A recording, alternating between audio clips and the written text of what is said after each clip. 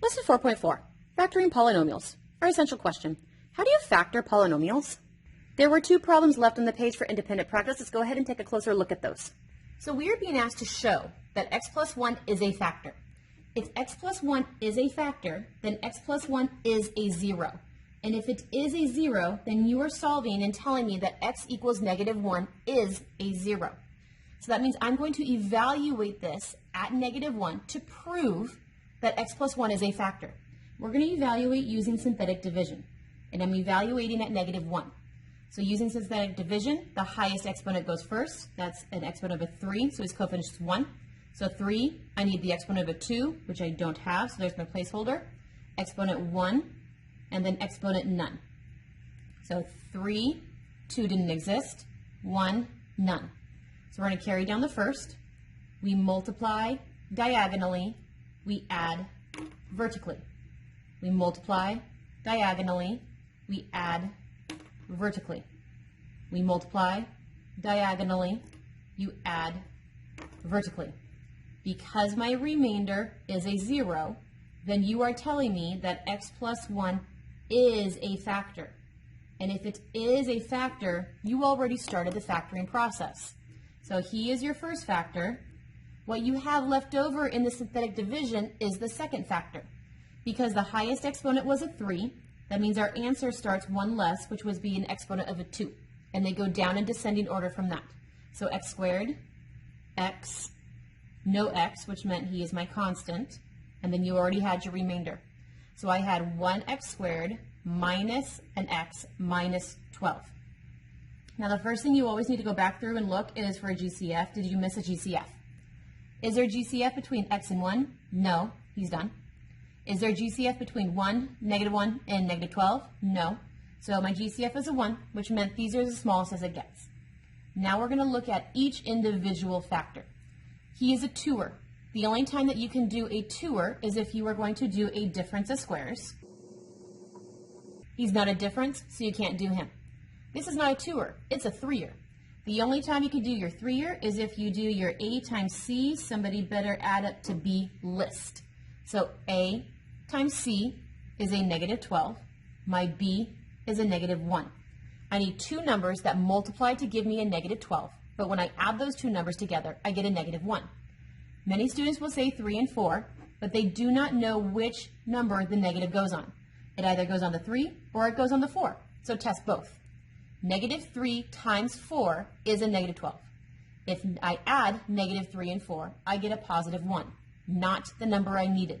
So that means the negative is probably on the wrong one. 3 times -4 does multiply to give me the -12. If I add these two numbers together, I do get the -1, which is the number I needed. So that meant that these are the two numbers I'm looking for, so I could split this middle term. You already have the x plus 1 as a factor. X squared stated it was. We were expanding the x minus 1 to a plus 3x minus 4x, and the minus 12 stayed as it was. We needed to expand the 3 term into a 4 term so we could then use the area model. If you were to simplify this, 3 minus 4 is a -1. That's why they come up the way that they did. So now that I have 4 terms, I can actually area model it. Remembering the highest exponent comes in the top left, the lowest exponent goes in the bottom right, the other 2 terms not used go in the other 2 boxes. You look across the top and you're looking for a GCF.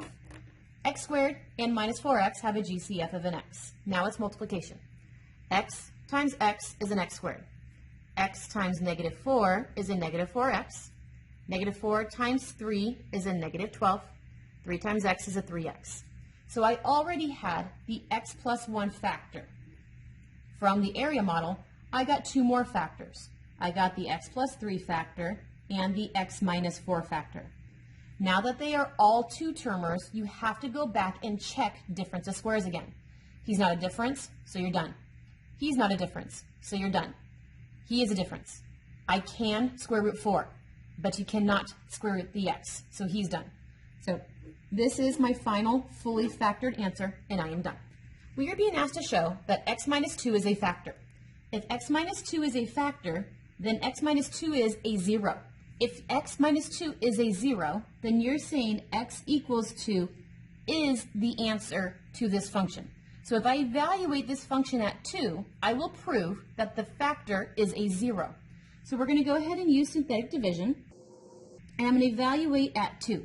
Remember, the highest exponent goes first. So my highest exponent is a 3, so I have a 6, and then 2, 1, none. So 3, 2, 1, none. We carry down the first. You multiply diagonally. We add vertically. You multiply diagonally. We add vertically. You multiply diagonally. We add vertically. So I got a remainder of 0.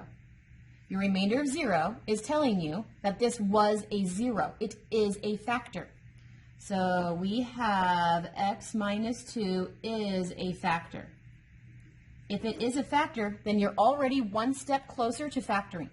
So x minus 2 is a factor. What was left over when I divided the factor out is my synthetic division answer right here.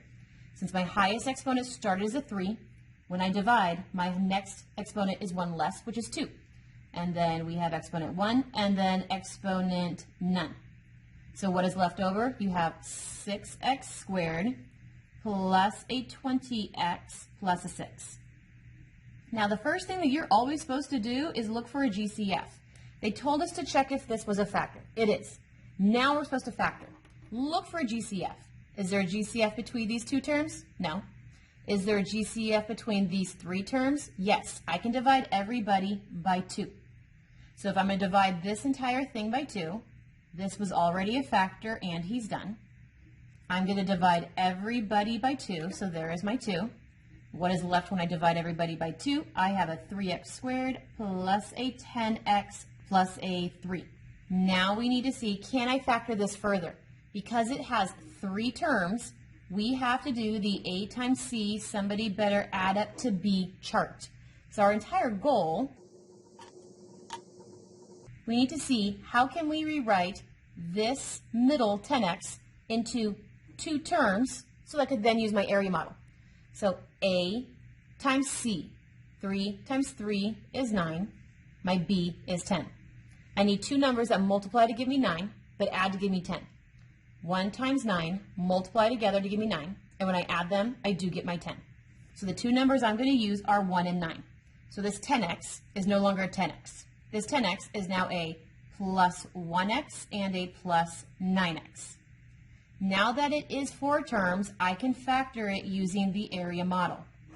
The highest exponent comes in the top left.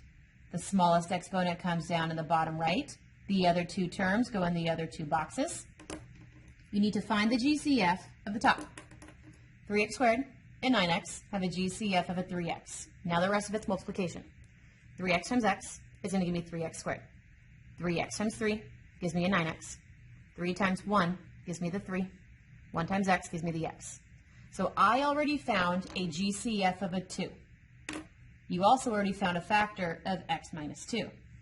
The area model gave me the factor for this parenthesis, and it gave me the 2 factors for that parenthesis. The first parenthesis is 3x plus 1. The second parenthesis is x plus 3. Everybody is a 2-termer. When you're looking at 2-termers, you always need to check, can I do a difference of squares? He's a 2-term. He is a difference. Cannot square root the 2. He's done. 2-term, not a difference. Done. 2-term, not a difference. Done. So this is my fully factored answer, and I am done.